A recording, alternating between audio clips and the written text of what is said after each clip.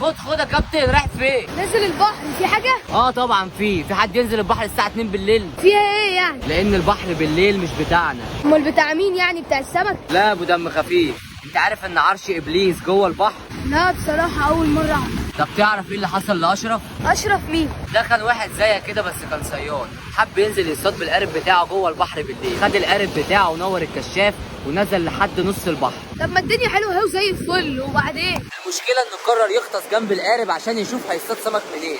غطس طلع ما لقاش القارب لان الكشاف بتاع القارب كان اتطفى. طب حد ينور له طيب؟ فضل يعوم شمال ويمين لحد ما ايديه ورجليه وجعوه من كتر العوم. طب وبعدين؟ في ناس بتقول انه مات غرقان بس لحد دلوقتي مش لاقيين جثته. شكرا يا باشا على المعلومة الحلوة دي، أنا خلاص مش ناسي. جدع. اسمي الكريم ايه بقى؟ اشرف.